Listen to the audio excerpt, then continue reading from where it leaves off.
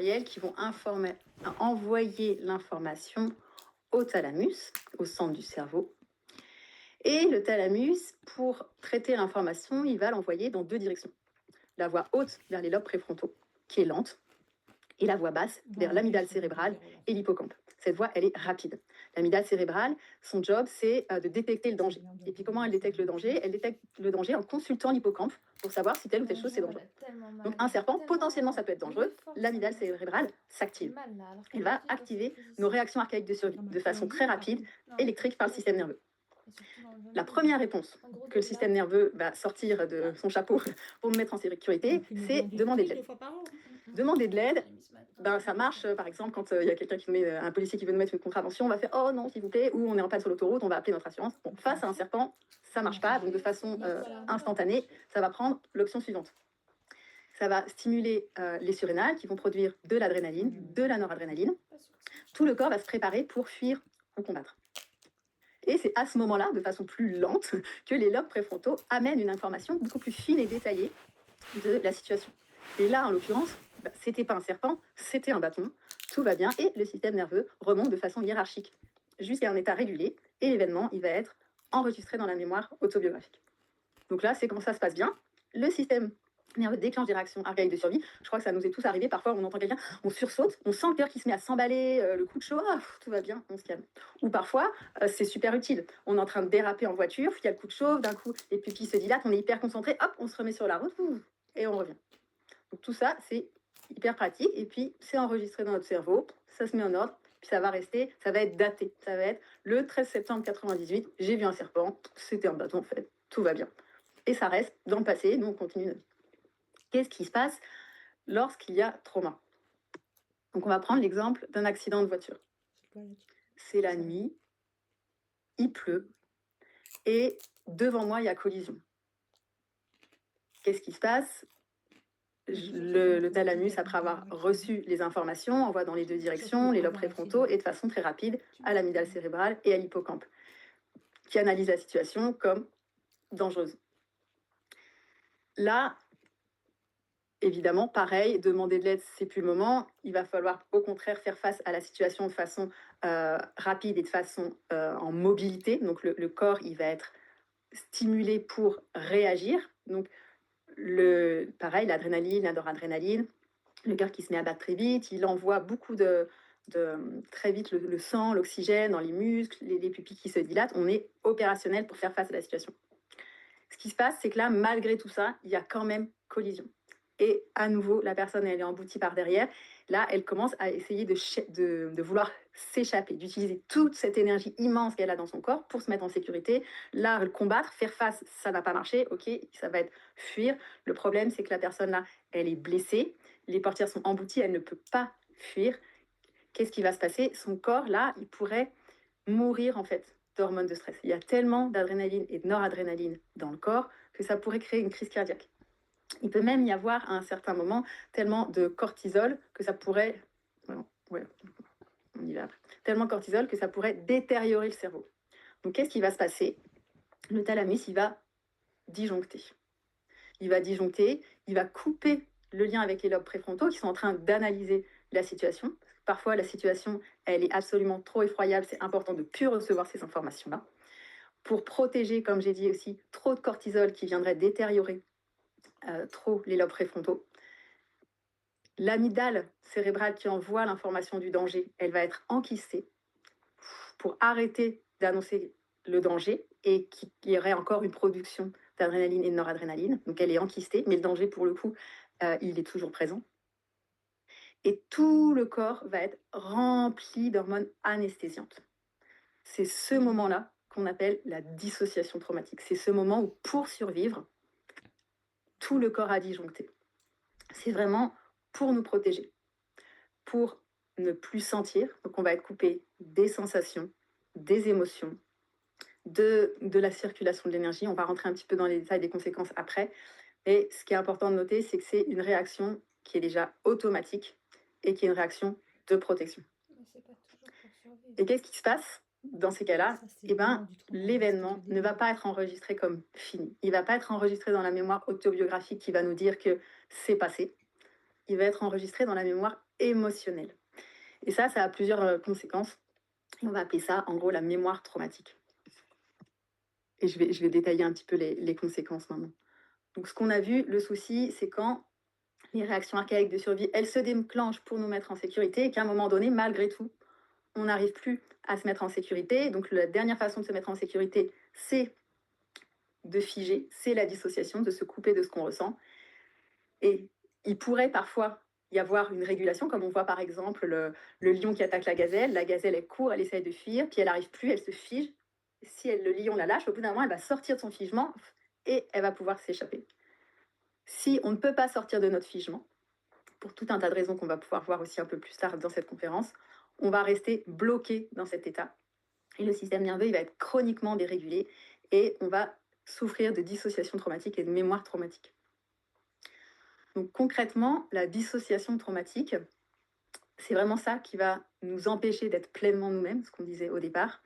Ça va nous couper d'une partie de nos sensations, de nos émotions. Ça va nous couper de notre énergie de vie. En fait, au moment du trauma, il y a beaucoup de diaphragmes qui se bloquent. Donc, le diaphragme thoracique, avec du coup la respiration qui va être altérée, mais aussi le diaphragme crânien, la respiration crânio-sacrée va être altérée. Est-ce que j'ai mis la bouteille d'eau? Ah, elle est là-bas. Je vais prendre un petit peu d'eau. Je finis quand même cette phrase-là. Et aussi le diaphragme pelvien, et je pense qu'on va beaucoup en parler dans ce sommet, peut être bloqué. Et tout ça, ça entrave la libre circulation de l'énergie, de notre énergie de vie.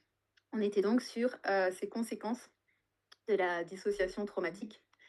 Et comme j'en ai un tout petit peu parlé tout à l'heure dans l'échange avec toi, Rubina, la dissociation traumatique, la dissociation, elle existe de deux natures différentes, une dissociation traumatique et une dissociation structurelle. La dissociation traumatique, c'est pile l'exemple que j'ai pris, c'est un choc ponctuel très intense. Quand on est face à un choc ponctuel très intense, on va plus ou moins se couper comme ça de façon brutale de notre corps. Il peut vraiment y avoir des grandes sorties de corps. Et c'est là où on peut aller dans des expériences assez fortes de déréalisation. Donc on a l'impression que la vie n'est plus réelle, dépersonnalisation, que c'est pas à nous que c'est en train d'arriver. Et c'est là qu'on peut aller vers des pathologies psychiques plus ou moins importantes. En tout cas, moi, c'est vraiment ce que j'ai vécu, des choses très, très intenses comme ça. Et puis, on a aussi une autre forme de dissociation, la dissociation structurelle. C'est une dissociation qui se construit sur la partie précoce de la vie par des traumas moins intenses, mais répétés. Et évidemment, il peut y avoir des chocs traumatiques dans l'enfance liés à l'attachement, des moments ponctuels très intenses. Et on peut avoir aussi une dissociation structurelle. C'est vraiment ce sur quoi on se construit. Bon, malheureusement, moi, je vois souvent le tableau des gens qui ont les deux types de dissociation. Et c'est ce qu'on appelle un peu les traumas complexes. Et pour aller intégrer des chocs traumatiques intenses, il va falloir aussi travailler sur la structure et sur l'attachement et retrouver progressivement de la sécurité dans le lien à l'autre, dans le fait d'être au monde, en fait, la sécurité d'être au monde. Et sur ces deux couleurs un peu de dissociation, on peut observer, en tout cas, moi j'aime bien parler, on observe, on va dire, un spectre de dissociation, plus ou moins dissocié, et plus ou moins aussi étanche ou poreux. Il y a des personnes qui sont complètement coupées de leurs émotions, de leurs sensations, mais en fait, ils sont OK avec ça. Ils sont tranquilles. Et puis, il y a des personnes qui sont complètement coupées de leurs sensations, de leur aide, de leur spontanéité, et ils en souffrent. Et pourquoi ils en souffrent? Parce qu'en fait, c'est un petit peu poreux, et qu'il y a la mémoire traumatique qui remonte, et donc des bribes à la fois de vie, de trauma, qui se manifestent, et c'est ça qui est souffrant. Et j'ai envie de dire, on peut aussi le voir comme une certaine maturité de l'âme. C'est qu'on est dans un chemin où on est suffisamment mûr pour aller éprouver finalement ces douleurs, ces difficultés, pour les traverser et progressivement retourner vers qui nous sommes. Et cette mémoire traumatique, quand elle se manifeste, donc on a vu tout à l'heure que c'est l'événement en fait qui est enregistré hors du temps, en tout cas qui est enregistré dans la mémoire émotionnelle. Juste ici, c'est important de comprendre comment elle s'enregistre dans la mémoire émotionnelle. ça s'enregistre sous forme de fragments complètement isolés. Donc si on prend cet exemple d'accident de voiture, ce qui va être enregistré dans la mémoire émotionnelle, ça va être voiture, pluie, nuit, cri, mais de façon complètement différente. C'est pas un accident de voiture la nuit sous la pluie. Donc la pluie va devenir activante, la nuit va devenir activante, s'il y avait des couleurs, des tonalités, des odeurs. Chaque chose va rappeler au système le danger. Mais on peut ne faire aucun lien. Là, en l'occurrence, j'ai pris un exemple qui est assez facile, un exemple à l'âge adulte. On sait qu'il y a eu un accident, mais malgré ça, la personne qui a vécu ça, bah, elle fait peut-être pas le lien que maintenant elle est déprimée quand il pleut ou que elle a une angoisse de fond la nuit, alors que pourtant c'est lié. Et tous ces fragments, ils flottent comme ça hors du temps, puis ils peuvent se réveiller un peu n'importe quand. Et ça va créer tout un tas de choses. Ça peut créer au départ simplement, entre guillemets, une anxiété généralisée, hein, cette fameuse amygdale cérébrale qui a été enquistée. Elle n'est plus en train de dire danger imminent avec tout le cocktail d'adrénaline et de noradrénaline. Et en même temps, il y a quand même quelque chose de latent qui est tout le temps en train de dire que le danger est là. Et cette chose latente, c'est le cortisol. Au moment où l'amygdale cérébrale déclenche les réactions archaïques de survie, on a les réactions archaïques les plus rapides qui sont électriques par le système nerveux, et on a une réaction archaïque qui va être plus lente par le cortisol, par les hormones, par le sang, qui va permettre en fait une vigilance prolongée. Le cortisol, il va durer en revanche plus longtemps.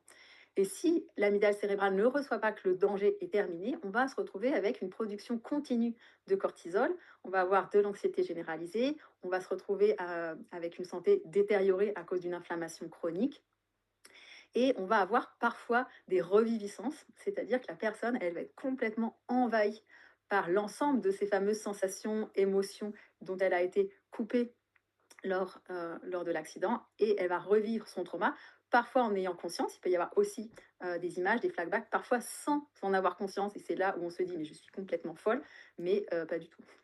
Et dans ce qui est coupé, sensations, émotions, l'énergie, il y a aussi des bribes de la mémoire, et on en parlait tout à l'heure, dans les cas par exemple d'agression sexuelle, on a 60% d'amnésie partielle et 40% d'amnésie totale, ce qui est énorme. Et dans beaucoup d'événements précoces, on a aussi beaucoup d'amnésie totale. Donc ça, c'est le fonctionnement de la mémoire traumatique, qui peut donc soit nous envahir, soit à petit feu, avec l'anxiété généralisée, avec des soucis de santé, soit d'un coup nous déborder. Et la mémoire traumatique, ça fait une autre chose, et c'est ça qui est vraiment important à comprendre pour notre chemin de guérison, c'est que quand elle se réveille, eh ben, le corps, oui, il revit le trauma comme s'il était. Du coup, il va apporter les mêmes réponses. Qu'est-ce qu'il va faire? Il va dissocier. Donc, on se retrouve au fur et à mesure de la vie avec tout un tas de sensations, de situations qui vont réactiver notre trauma, qui vont recréer de la dissociation, qui font qu'il y a tout un tas d'événements au fur et à mesure de la vie qu'on n'enregistre pas. Et on est de plus en plus fragmenté, de plus en plus déconnecté, et évidemment sans s'en rendre compte.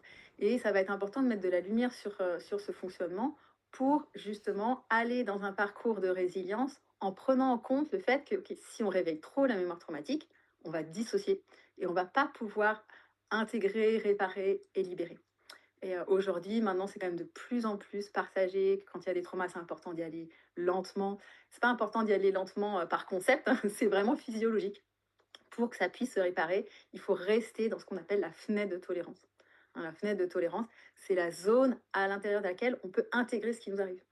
Et quand il y a une dissociation structurelle importante, quand il y a eu des chocs traumatiques importants, la fenêtre de tolérance elle est assez faible. Et en tout cas, elle est faible sur ce sujet-là. Et il va falloir y aller très progressivement et en utilisant vraiment les ressources, en revenant bien dans le présent, pour pouvoir progressivement intégrer de plus en plus d'intensité. Et la bonne nouvelle, c'est plus on peut traverser l'intensité des choses difficiles qu'on a vécues, plus on peut accueillir l'intensité de qui nous sommes, de notre nature d'amour, de joie, de paix. Voilà pour poser un petit peu le tableau. Avant d'aller un peu plus sur comment on chemine avec tout ça, j'ai envie de vous proposer une toute petite pause et juste de pouvoir revenir à vous-même, revenir dans cet espace dans lequel vous êtes, et pouvoir peut-être partager dans le chat ou juste pour vous une chose que vous avez retenue ou qui vous a interpellé de ce qu'on vient de partager ensemble. Doucement. Peut-être le chat, ce qui est chouette, c'est déjà c'est qu'on se le partage et puis c'est chouette de le mettre par écrit. Si vous n'avez pas envie de le mettre dans le chat, vous pouvez l'écrire aussi à côté de vous ou voilà, ou juste prendre un temps pour dire une chose que je retiens parmi tout ce que je viens d'entendre, c'est blablabla. Hyper On intéressant. va prendre juste Moi, 2 minutes ça m'intéresse. pour laisser déposer un peu toutes ces informations, en retenir une petite chose, et puis on va continuer ensemble. C'est possible d'aller mieux et d'aller doucement pour aller rencontrer les traumas. Ça, c'est possible d'aller mieux. Si vous avez un doute, lisez mon livre. Vous verrez d'où je viens, vous serez convaincu. Une chose que je retiens, c'est 40% d'amnésie totale. C'est énorme. Ouais. L'événement est encore vivant. La relation avec le fait de traverser le traumatisme et d'ouvrir de ce fait la joie à notre être profond. Comment le trauma est enregistré dans la chose que je retiens, le trauma peut être structurel. Je retiens la promesse, l'intensité avec laquelle on traverse nos traumas et la mesure d'intensité de vivre qui nous attend à la sortie. Prendre le temps, l'aspect inflammatoire, on va en parler, le taux de cortisol toujours présent. On se fiche quand le message de danger ne s'arrête pas. Merci la dissociation, oui. Et oui, elle nous a bien sauvé la vie et à plein de moments encore. Merci pour tous ces mots. Ma fille est en décapote. Et oui. Demain, j'essaierai d'y aller tôt pour source parce que la pauvre trauma affecte le diaphragme pelvien. Le corps a ses propres stratégies pour oublier. Douceur et lenteur, nos amis pour la vie. Et moi, j'ai pas pu tout lire, mais merci. Merci de prendre le temps voilà, d'écrire.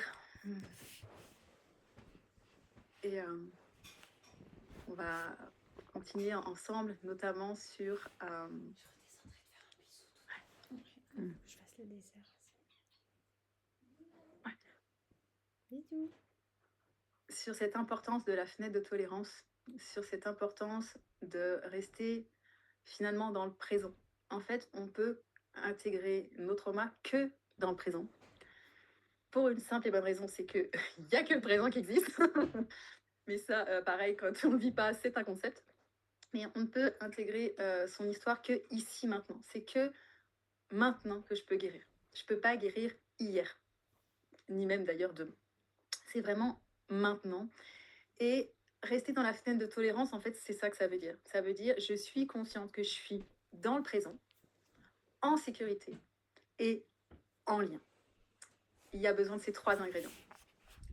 Ici, maintenant, en sécurité et en lien. L'importance pour nous, thérapeutes, ou quand on est sur un chemin pour soi, c'est vraiment de mesurer, d'être attentif, de sentir qu'on est dans cette zone-là. Cette zone où on peut intégrer. C'est-à-dire que je suis vraiment consciente d'être encore là. Je me sens en sécurité, je me sens en lien. Et c'est depuis cet espace-là que je peux faire émerger à 49% maximum la douleur, la détresse, la peur, l'horreur, la rage, et que je vais pouvoir l'intégrer dans la paix, la sécurité, le lien, etc. Donc on va commencer par un truc hyper simple, et j'aime beaucoup parfois commencer mes conférences avec ça, ou commencer des séances, et c'est un outil qui est voilà, à la fois hyper simple, mais qui vraiment est une base pour ça, pour travailler dans cette fenêtre de tolérance. Donc c'est de s'orienter dans ici maintenant, sentir qu'on est ici maintenant. Et une chose facile qu'on peut faire pour sentir qu'on est ici maintenant, c'est d'avoir les yeux ouverts et de regarder autour de soi. Donc je vous invite chacun, chacune à regarder autour de vous. Et puis en même temps que vous regardez autour de vous, vous pouvez sentir votre corps qui est là, qui est soutenu par la terre. Peut-être ça peut aider parfois d'avoir les mains aussi sur le corps pour se sentir, pour vérifier que oui, on est bien là. Et puis je vous invite à trouver une chose qui est agréable pour vous autour de vous.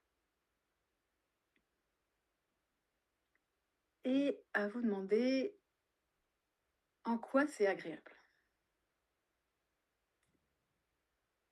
Est-ce que tu as envie de nous partager, Rubina, une chose qui est agréable autour de toi que tu as trouvée? Moi, j'ai trouvé agréable le tapis. Tout Ouais. simplement. Tu vois, Ouais, le tapis. regardez le tapis, je le trouvais beau. OK, et alors quand tu regardes le tapis et que tu le trouves beau, comment tu sais dans ton corps que c'est agréable? Ah, je sais pas, ça pétille, tu vois? Il y a un truc, Voilà, ça pétille ici. OK, ouais, c'est ça, et posez-vous cette question: comment vous savez que c'est agréable? Et on retrouve un peu une différente gamme. Parfois, c'est ça, ça pétille ici, parfois ça ouvre, parfois ça ancre. Par exemple, si je me connecte là au noyer qu'il y a devant, bah, spontanément, vous voyez, je prends une inspiration, je me redresse, je me sens droite, ça m'amène de l'alignement. Et donc, c'est un truc hyper simple, mais ça permet déjà de sentir que, ben là, OK, comment en fait je vais aller mettre mon attention sur ce qui est bon et sécure autour de moi. Parce qu'effectivement, mon système nerveux, c'est son job, merci. Lui, il va être à l'affût de ce qui va pas. Et c'est chouette. Mais parfois, c'est pas ça qui va nous aider le plus. Donc, comment nous, on peut aller consciemment regarder ce qui va. Et ça, d'ailleurs, on en parlera peut-être plus tard, dans le couple, c'est super important. Dans sa vie en général, mais particulièrement dans le couple, on a tendance, si on ne développe pas cette capacité, à voir le truc qui va pas, alors qu'en fait, il y a plein de choses qui vont bien. Donc, regardons ce qui va bien. Déjà, juste dans la façon d'être dans cette pièce, là où vous êtes. Et ça peut aider quand parfois la mémoire traumatique remonte fort, de juste revenir dans le présent. Est-ce que je sens mes pieds? Ok. Est-ce qu'il y a un truc qui est agréable autour de moi? Alors, c'est vrai que quand ça nous surprend et qu'on ne s'est pas ancré avant, parfois ça ne va pas forcément toujours suffire pour se réguler. Mais quand on pose un espace d'exploration, de travail, que ce soit en séance, que ce soit en groupe, euh, le fait d'avoir ancré les ressources avant, c'est déjà plus facile de pouvoir ensuite y revenir. Même si ça ne suffit pas toujours. Mais cette pratique, je l'aime bien. Parce que je la trouve hyper simple. On ne dirait rien, mais concrètement, ça fait des choses dans le corps. Et ça permet d'aller naviguer, de sentir que là, ben ouais, en fait, je peux m'appuyer sur l'arbre, je peux m'appuyer sur le bol tibétain, sur la lumière. Et je sens que là, en fait, je suis en sécurité ici. Donc, c'est une bonne base.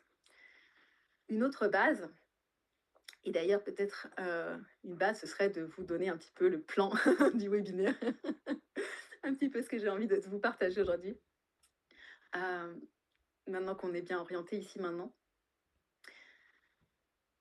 La grande clé, comme je l'ai dit, c'est de rester dans sa fenêtre de tolérance.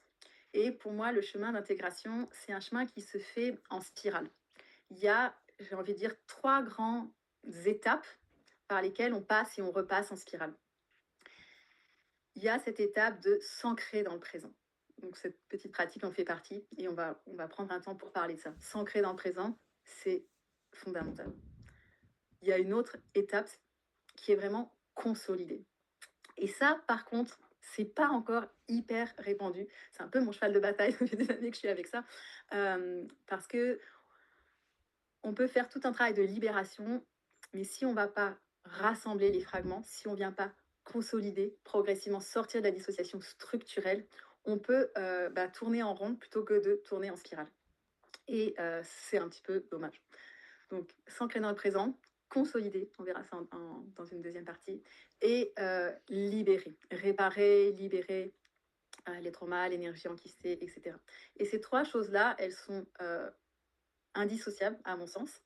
Et c'est pas d'abord 1, ensuite 2, ensuite 3. C'est 1, 2, 3, 1, 2, 3, 1, 2, 3. On avance en spirale et c'est un peu à chaque instant. J'ai besoin d'être vraiment dans le présent, de plus en plus consolidée et je peux me permettre d'aller libérer parce que je suis en sécurité. Et du coup, je vais me sentir plus dans le présent, ça va me consolider, etc. etc. Donc, si on regarde sur s'ancrer dans le présent, il y a voilà, des pratiques très concrètes, la méditation de pleine conscience, ramener l'attention dans l'ici maintenant. Et par rapport à ça, moi je conseille vraiment pour les personnes qui ont vraiment des traumas importants ou des dissociations importantes, je ne conseille pas la méditation assise au départ, mais plutôt vraiment les micro-pratiques de la pleine conscience. Parce que le corps, pour certaines personnes, c'est dangereux. Sentir, c'est dangereux. Donc, on va juste ramener un tout petit peu sur des choses très simples, de passer les mains sous l'eau et juste je goûte l'eau. Ou j'ouvre la porte de chez moi et je sens l'air. Et des micro-choses comme ça qui restent dans le ici, maintenant et sécure. Donc, tout un tas de pratiques qui permettent de revenir ici et maintenant. Et je peux imaginer qu'on va en avoir plein dans ce sommet. Donc, c'est super. Et une autre chose que je trouve hyper importante dans cette base du présent, au-delà d'aller mettre de la valeur à ce qui est positif. Ah, et ça, c'est vraiment quelque chose d'important dans le chemin. Elle est ancrée, ce qui déjà marche, tout le chemin qui a été parcouru, ce qui est présent. Ça va être important, à mon sens, d'aller voir côté santé. Comme on l'a vu, en fait, le trauma, ça a des gros impacts sur la santé. On a le système nerveux qui est dérégulé de façon chronique. Donc la digestion va être entravée, le sommeil va être entravé, toutes les fonctions, en fait, toute la régulation du métabolisme, elle est entravée, puisque une régulation optimum du métabolisme, ça se fait en mode sécure, pour ceux qui connaissent en mode dorsal sécure, on en parlera après. Et ça, c'est une première chose, c'était la réponse électrique du système nerveux, mais on a vu la production du cortisol constante. Ça va créer un état inflammatoire général. Et avant, j'avais tendance à en parler plutôt dans la phase libérée, réparée. Et maintenant, j'aime bien en parler dès le départ parce qu'en fait, quand on n'a pas d'énergie, quand en fait une partie de nos états dépressifs ils sont dus à notre flore intestinale, quand une partie de notre anxiété elle est due à notre carence en magnésium, en vitamine D ou bah, principalement aussi la production de cortisol, ben, on rame en fait pour notre processus aussi thérapeutique. Donc comment, dès le départ, comme c'est quelque chose qui va être assez long à restaurer, puis ça va se faire en parallèle avec la régulation du système nerveux et l'apaisement de ces réponses de stress chronique, dès le départ, de pouvoir aller faire un peu un tour côté santé, je trouve ça vraiment important dans cette case, vraiment de s'ancrer dans le présent. Et je ne vais pas rentrer dans les détails ici, j'en parle plus dans mes programmes, mais quand même, la base, pour moi, elle est autour de 4 piliers fondamentaux. Le premier pilier, bah, ça, qui est un peu, je vais pas, je vais pas vous étonner, c'est vraiment l'alimentation et comment on peut avoir une alimentation anti-inflammatoire et qui va venir réparer la paroi intestinale.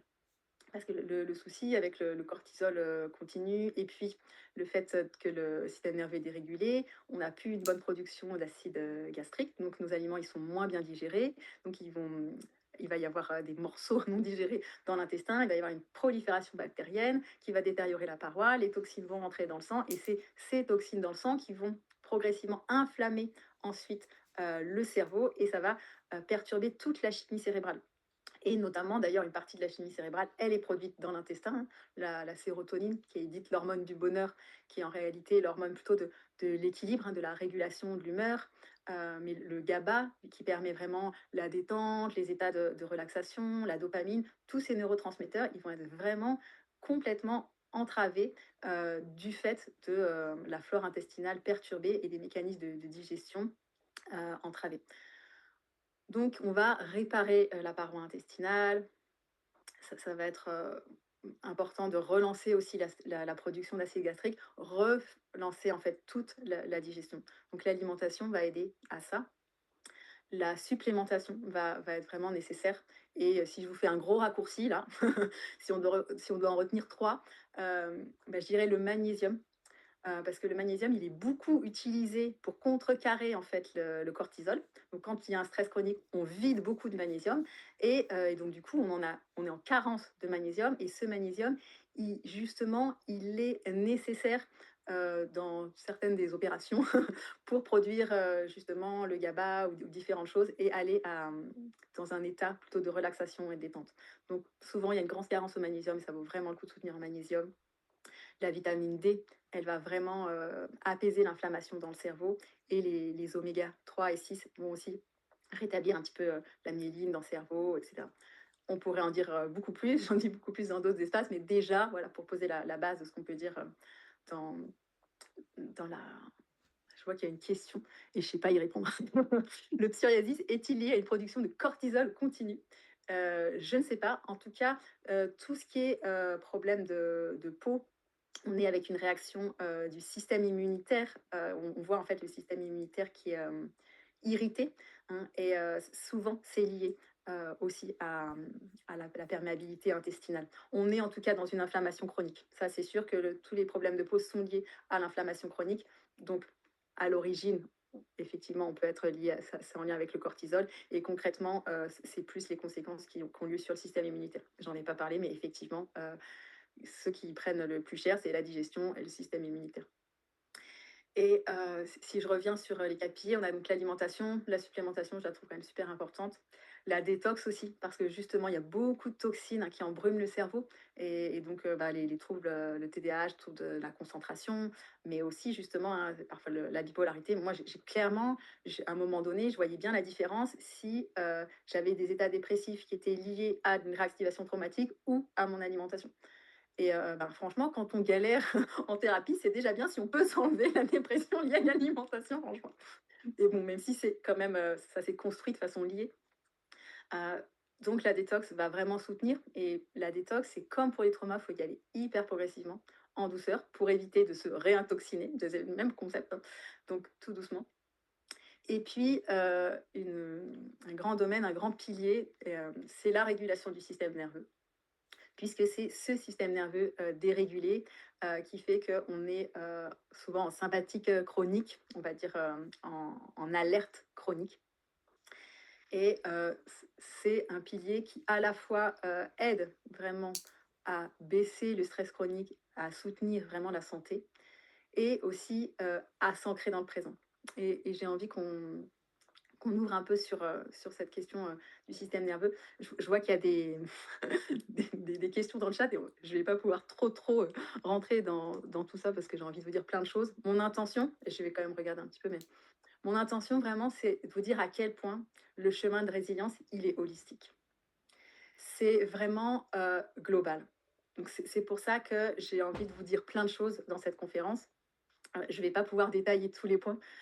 Si ça vous intéresse, j'ai des conférences qui sont plus spécifiques que vous pouvez trouver sur YouTube. Il y a des programmes où je développe des choses spécifiques. Par exemple, sur la santé, où il y a un cycle qui est dédié à ça, ou la régulation du système nerveux. Enfin, c'est un chapitre pour la santé, un module entier sur la régulation du système nerveux. Donc là, j'ai plutôt envie, dans cet échange avec vous, de vous donner vraiment la panelle, vous montrer, voilà, ce chemin, c'est un chemin en spirale, il y a plusieurs choses, c'est holistique. Et vous montrer un peu cet arc-en-ciel. Donc, on ne va pas forcément rentrer dans les détails. Et je pense que vous trouverez les réponses à des questions plus spécifiques, soit sur d'autres conférences, soit en cherchant sur Internet. Et je peux juste répondre. Moi, j'ai fait le régime GAPS, gastro-entéropsychologique syndrome, qui ressemble un petit peu aujourd'hui au régime cétogène. Voilà, vous pouvez regarder GAPS. Dans mon livre aussi, je parle un peu de tout ce que j'ai fait. Donc, on était sur l'alimentation, la détox, la supplémentation et le gros pilier de la régulation du système nerveux.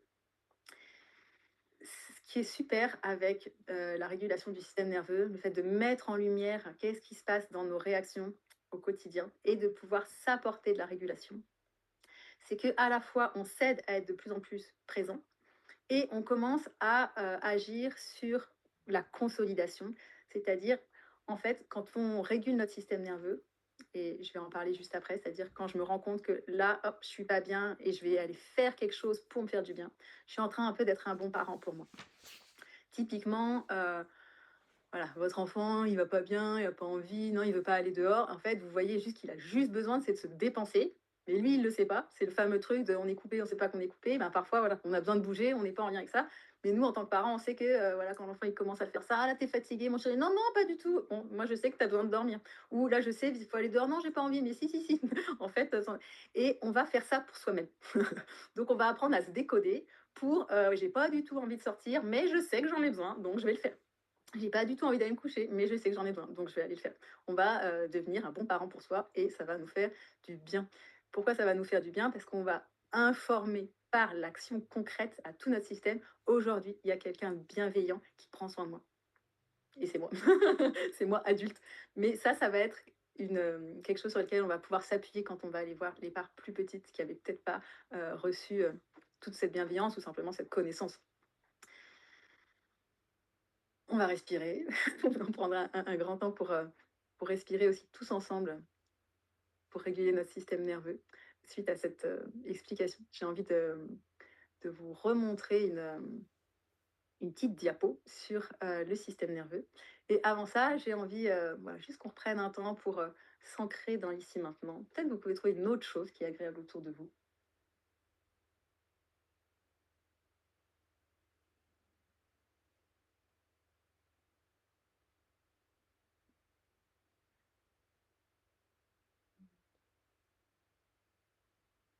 Peut-être aussi, vous pouvez venir poser une main sur votre corps, ça peut être une main sur la poitrine, un peu comme en câlin, ou venir comme sentir votre enveloppe, sentir vos muscles, vos os, sentir que vous êtes là.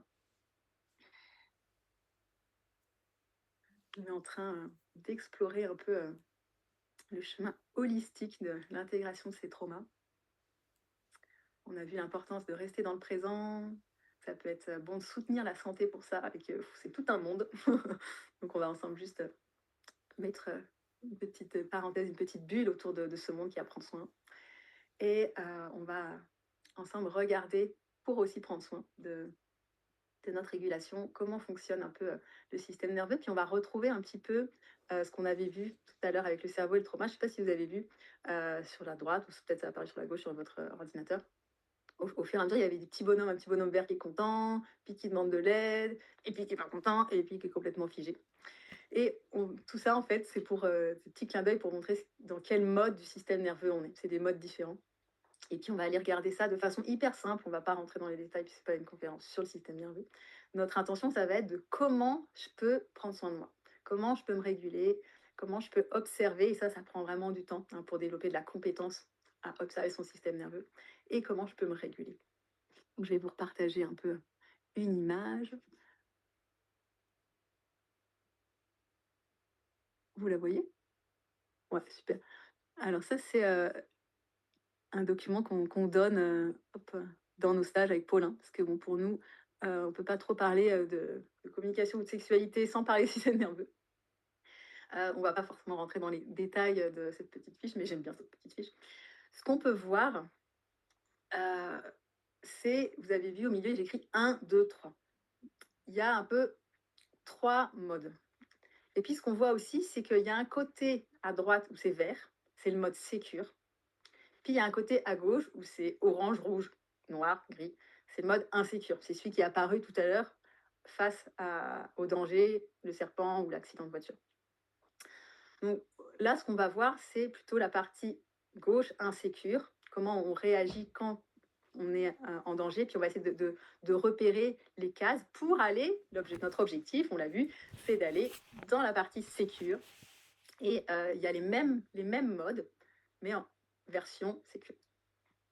Donc si on prend la partie gauche, on voit qu'il y a le orange, le rouge, le noir, donc l'engagement social, la mobilité, l'immobilité. En petit cœur. Je vais devoir faire une petite pause.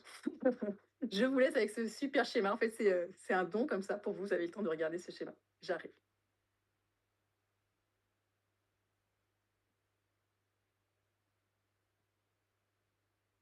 Alors, on peut aussi en profiter si vous avez envie de partager ce que vous avez pu retenir jusqu'à présent, ce qui vous a marqué.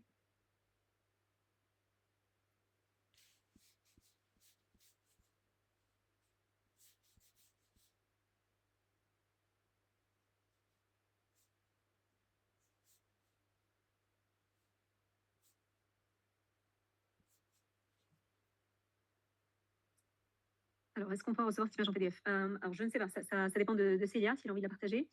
Sinon, vous l'aurez dans l'enregistrement. Donc, on pourrait faire une capture d'écran, une photo de l'enregistrement. Vous pouvez même faire une capture d'écran maintenant, si vous voulez. Alors, qu'est-ce que vous retenez? Je vois devenir un bon parent pour soi, être un bon parent pour soi. Ça vous a marqué? C'est bien.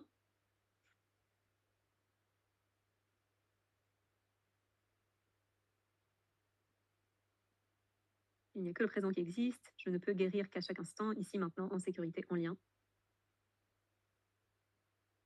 Alors, Blandine, réparation traumatique et processus holistique.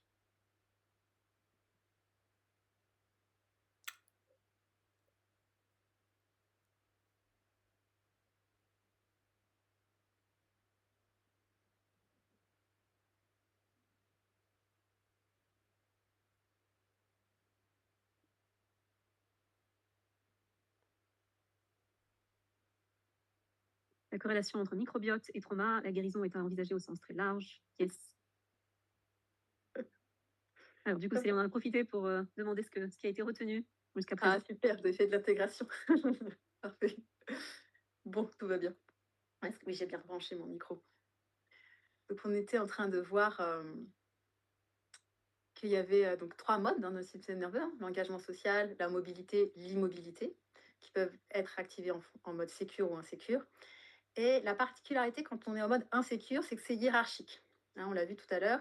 D'abord, j'essaie de voir si je peux demander de l'aide ou j'essaie de négocier ou trucs comme ça. 2, c'est la mobilité, l'action, combattre ou fuir, si on est schématique. 3, ça peut être agresser, se mettre à parler plus fort, hein, parce que, ou claquer la porte, bon, voilà, si on est dans le couple, dysfonctionnel, on va dire. Et en dernier, l'immobilité, donc le figement, donc dans les choses extrêmes, ça peut aller jusqu'à la sortie de corps ou perte de connaissance, complètement figé, mais ça peut juste être ouais, l'ennui, l'apathie, j'ai pas envie, voilà, quelque chose qui se. Chute de tonus, quoi. Donc ça va s'activer 1, 2, 3. Et puis ça va se réguler 3, 2, 1. Donc ça va être intéressant de pouvoir repérer dans quelle case on est, sachant qu'évidemment, il y a des états hybrides, qu'il y a plein de subtilités dans tout ça, mais on va se le faire version simple pour aujourd'hui. Quand on est en immobilité, donc en mode dorsal insécure, quand on est en dorsal, qu'est-ce qu'on va sentir? On va sentir un peu de la mollesse, les muscles qui sont hypotendus. Déjà, il y a quelque chose qui est. Voilà. On peut souvent avoir un peu les épaules qui rentrent vers l'avant. Et puis, bon, ben, il n'y a pas trop d'envie, il n'y a pas trop d'élan. Bon, ça peut être aussi de la honte, ça peut aller jusqu'à des états dépressifs profonds, avec des idées noires. Voilà. C'est vraiment quelque chose qui, en termes d'énergie, qui rentre vraiment fort, les muscles hypotendus. On va vraiment le voir au niveau du tonus. Et quand je m'observe dans un état comme ça, j'ai un peu deux choix, j'ai envie de dire. Est-ce que je suis dans un état comme ça, version peur, plutôt que peur, je dirais figement, genre je suis tétanisée. Ou est-ce que je suis comme ça, version désespoir, je suis désespérée, je suis triste. Est-ce que je suis figée ou est-ce que je suis profondément triste? Selon, ça va pas être la même chose qui va nous aider. Si je suis complètement figée parce que je suis dans une remontée de trauma et qu'en fait là je suis tétanisée, ce qui va m'aider, ça va être de mettre du mouvement, de repasser vraiment par la mobilité. Donc je vais commencer peut-être à bouger un peu mes orteils, à bouger mes pieds. Je vais essayer de me lever pour marcher. Parfois, je peux m'aider d'une musique pour réussir un peu. Je vais avoir besoin de mouvement pour montrer à mon corps que là, je peux bouger, je suis plus en danger. Et évidemment, toute la réorientation ici maintenant, quoi qu'il soit passé, c'est terminé, tout un tas de choses qu'on peut faire. Mais c'est bon à savoir, c'est ce qui va nous aider, c'est de nous mettre en mouvement. Quand on n'a pas le moral, quand on... Et ben en fait, on va aller marcher, ça va nous faire du bien. Ou on met de la musique, on danse, on shake, ça va nous faire du bien. Si c'est plutôt du désespoir, de la tristesse, ben en fait, j'ai vraiment besoin d'un câlin. Là, j'ai besoin d'aller finalement plus directement vers l'engagement social. J'ai besoin d'accueil. Alors, je vais pouvoir développer aussi progressivement de plus en plus l'accueil de moi à moi et comment je peux aller dans ces moments-là vers les autres. Et en fait, dans la régulation du système nerveux, ce qui n'est pas évident au départ, c'est qu'on est dans le contre-intuitif de A à Z. Après, ça devient intuitif, mais en gros, on va faire le truc qu'on n'a pas envie de faire, mais c'est celui-là qui va nous faire du bien. Donc, quand on est là, dans son canapé, il y a peut-être une rencontre avec les copines, mais non, moi, je préfère rester seule. Je sens que c'est ça qui va me faire du bien. De toute façon, j'ai envie d'être toute seule. Ouais. Est-ce que tu veux être toute seule parce que en fait, tu es super joyeuse, tu te régénères et ok. Ou est-ce que tu veux être toute seule parce que s'il fait super chaud sous la couette et en fait, tu te crées une bulle à l'intérieur de laquelle tu sens pas et que tu crois que tu es bien. Donc moi, je me suis eu moi-même pas mal avec ce truc-là. Et du coup, comment on peut se repérer comme quand on repère notre enfant qui dit non, non, j'ai pas sommeil ou je veux pas sortir, et ben de se repérer et de se dire bon, j'ai pas très envie, mais en fait, ça va me faire du bien d'aller parler. Et pas forcément parler de ma détresse profonde, juste physiologiquement d'aller voir d'autres visages qui vont s'animer. Et là, on parle vraiment de co-régulation physiologique, d'entendre de la voix humaine. Ça va stimuler vraiment mon oreille interne d'une certaine façon. Hein, par mimétisme, en fait, hein, par les neurones miroirs, la neuroception, ben, mon visage, il va se caler sur les choses positives que je vois et d'aller écouter ma copine qui a fait une super rencontre ou qui a lancé son nouveau projet alors que moi, je suis au fond du trou, ben, ça va me faire du bien, en fait. Donc, hop, on se motive et on peut aller vers l'autre ou s'offrir un câlin, de l'accueil ou appeler quelqu'un, se mettre en lien. ça va être voilà, le mouvement ou le câlin, on va dire, ou l'engagement social simple. Si je suis remontée, là, je suis dans le rouge.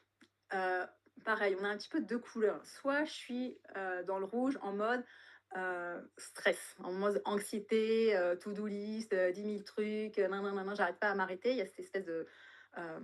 voilà, ça fait un peu comme ça, espèce de fond agité. Là, je vais plus avoir besoin de respirer, de mouvements lents et conscients, typiquement yoga, tai chi, qigong. Ça va être d'actionner ce qu'on appelle le frein vagal, donc vraiment de ralentir la respiration. Souvent, la respiration, elle est bloquée, elle est très haute. Donc, ça va nous faire du bien de respirer et d'avoir des mouvements lents, conscients. Ça peut être aussi le chant. Ça va faire vraiment beaucoup de bien. Donc, ça va être d'aller stimuler toute la partie ventrale, donc au-dessus du diaphragme, par les sons, la voix, la respiration. Et ça peut être aussi, du coup, le lien social. Si je suis dans le rouge parce qu'en fait, je suis super en colère, il vient me dire un truc là, mais j'ai envie de lui péter la tête, voilà, avec les mâchoires et les trucs. Hein. Alors, je peux essayer de respirer, hein, mais je suis pas sûre que ça va m'aider tout de suite, peut-être dans un deuxième temps. Là, je vais plutôt avoir besoin vraiment de décharger ma colère. Et là, c'est hyper important. Quand il y a beaucoup de traumas d'impuissance avec des agressions, on peut vraiment basculer de la colère à la rage. Et dans la rage, hein, il y a l'impuissance derrière. Hein, donc, il ne faudrait pas se réveiller l'impuissance. Donc, on va aller simplement décharger la colère. Je suis ici maintenant, dans le présent, et j'aide simplement mon corps à sortir cette charge. Donc là, on va être avec des mouvements plus amples qui peuvent être saccadés, mais pas désordonnés. On ne va pas dans le chaos. C'est vraiment important. Et il peut y avoir aussi les sons qui aident, de scander les haka, par exemple. Ça peut vraiment aider. Ou de sortir la phrase, le truc qu'on a envie de dire, mais depuis ici maintenant. Je ne retourne pas dans l'impuissance. Ça, c'est vraiment important. Et ensuite, il y a tout ce chemin avec l'engagement social, quand on est en mode dire oui alors qu'en fait on pense non.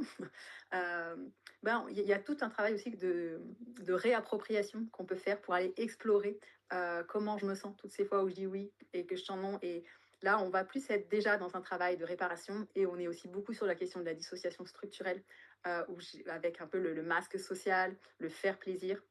Et ça, c'est quelque chose qui, sur le moment, on peut le sentir, revenir à soi, respirer, pour pouvoir oser progressivement aller dans son authenticité. Je vais faire une petite pause à cet endroit-là. Donc, comme j'ai dit tout à l'heure, on pourrait ouvrir plus large le champ de la régulation du système nerveux. Je pense que peut-être Guillaume, qui, plus tard dans la journée, lui, je sais que c'est sa spécialité, entre autres, peut-être que voilà, vous rentrerez plus dans ce détail avec lui. Voilà, je le répète aujourd'hui, j'ai vraiment envie, en plus pour ouvrir le sommet, voilà, d'ouvrir sur une grande palette comme ça.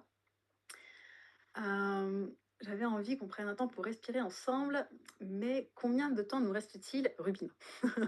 Une quinzaine de minutes à peu près. Voilà, c'est ce qui me semble, une quinzaine de minutes. Donc on va se faire, j'avais prévu 10 minutes de respiration avec une super playlist, tout ça. On va peut-être se faire juste 1 minute pour respirer de son sein. On va prendre ce temps-là, parce que c'est vraiment une grande clé, la rééducation de la respiration, notamment quand il y a de l'anxiété chronique ou des crises d'angoisse. On va aller vraiment rééduquer la respiration. Et on va prendre juste quand même 3 minutes. Je vais vous mettre quand même une petite musique. On va se respirer ensemble.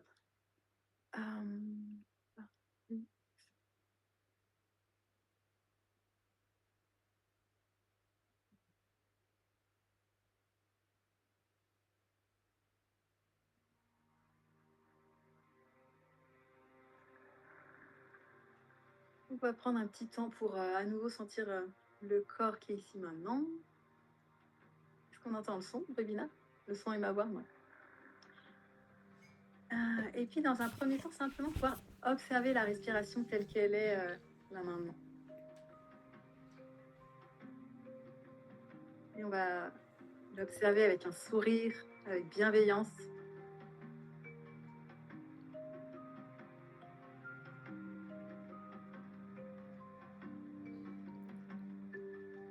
Et progressivement, je vous invite à allonger votre respiration.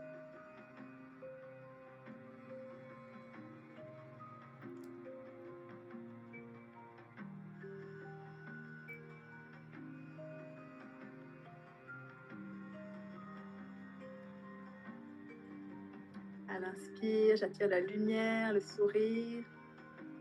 Et progressivement, en douceur, j'allonge mon expiration. J'évacue les tensions vers la terre.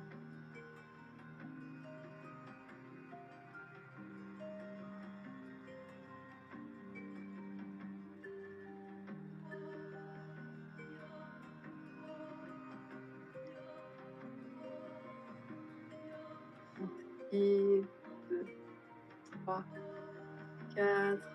Expire, 2, 3, 4, 5, 6, 7, 8. Encore. Inspire la lumière, le sourire. Et on expire plus profondément.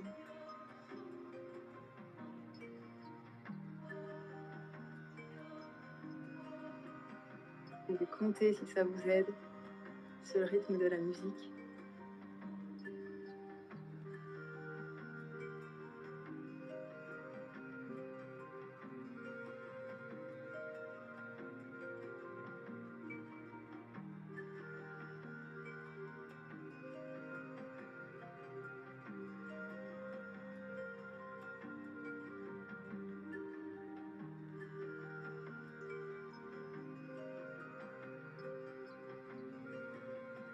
Et simplement dans l'ici maintenant, j'inspire avec bienveillance, avec sourire, la lumière, la poitrine, et j'expire profondément. Expiration longue et profonde.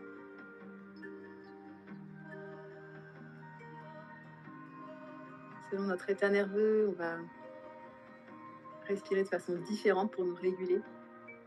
L'expiration longue et profonde permet vraiment d'apaiser le système nerveux qui serait en anxiété chronique, dans beaucoup de stress. Et vous pouvez expirer légèrement la bouche ouverte, avec un soupir, avec des sons.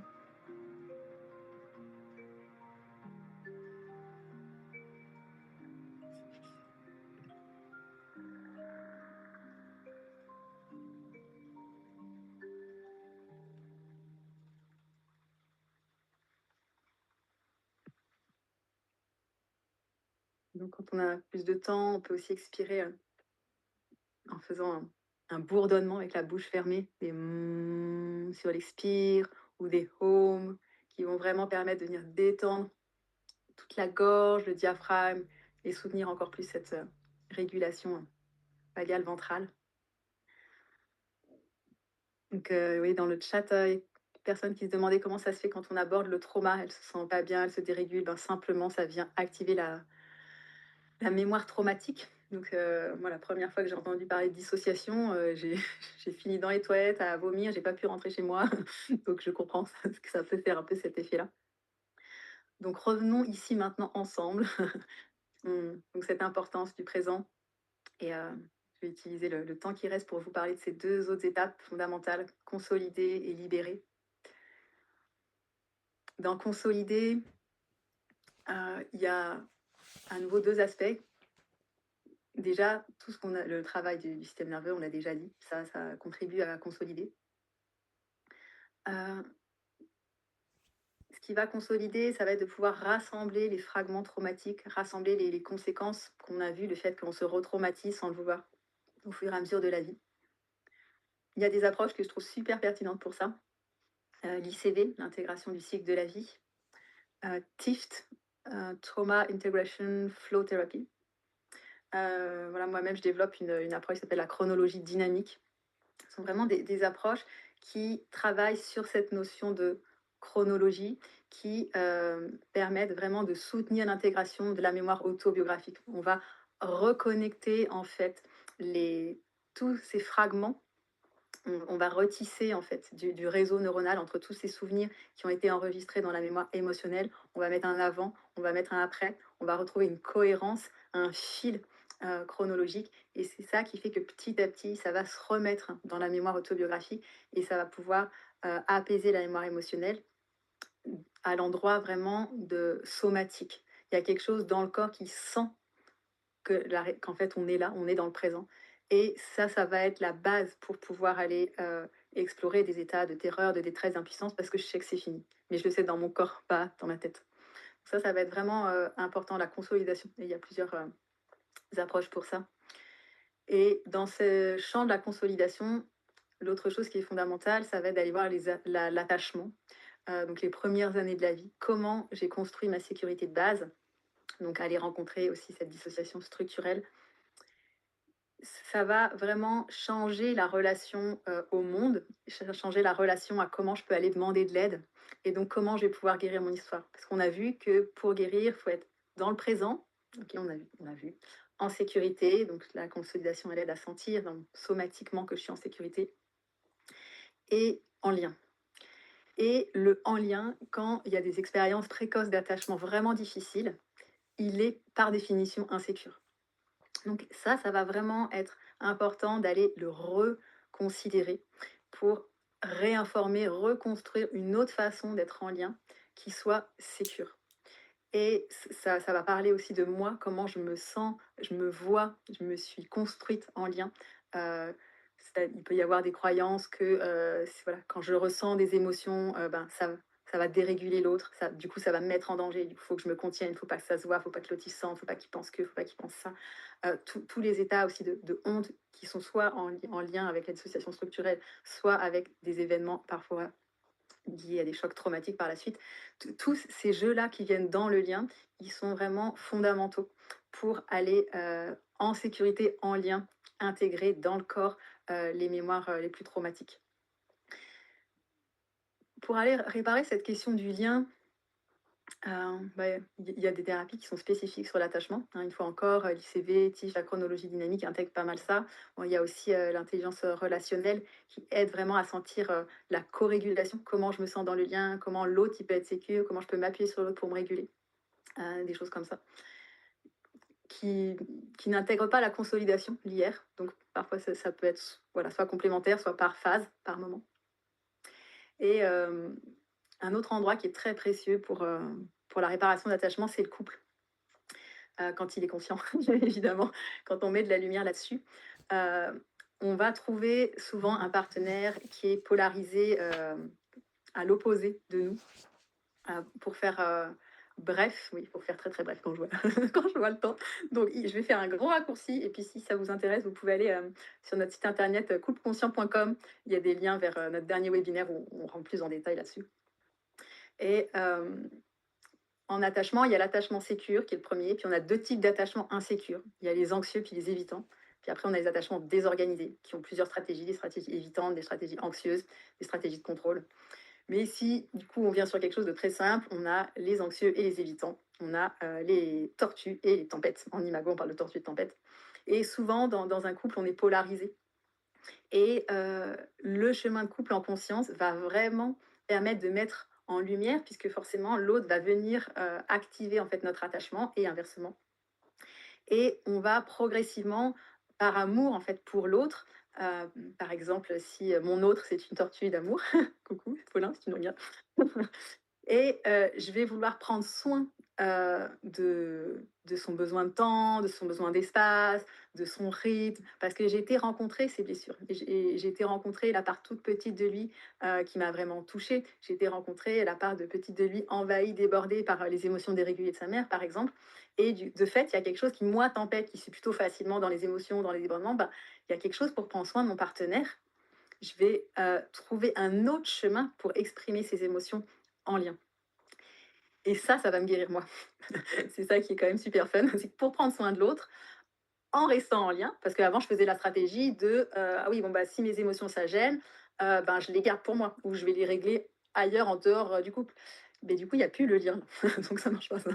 Donc c'est vraiment en lien, mais sans envahir l'autre. Bon, c'est tout un chemin, et c'est un chemin qui guérit. C'est vraiment précieux. Et la tortue, pour prendre soin de sa petite tempête d'amour, elle va apprendre à sortir la tête de sa carapace et à dire ouais, j'ai besoin de quelques minutes, mais je reviens, t'es précieux, promis, je reviens pas, dans pas longtemps, à tel moment. Et ça va la guérir, parce qu'elle va, pour prendre soin de son partenaire, sortir de sa carapace. Et puis en fait, elle va se rendre compte que c'est vachement plus fun de vivre en dehors de sa carapace.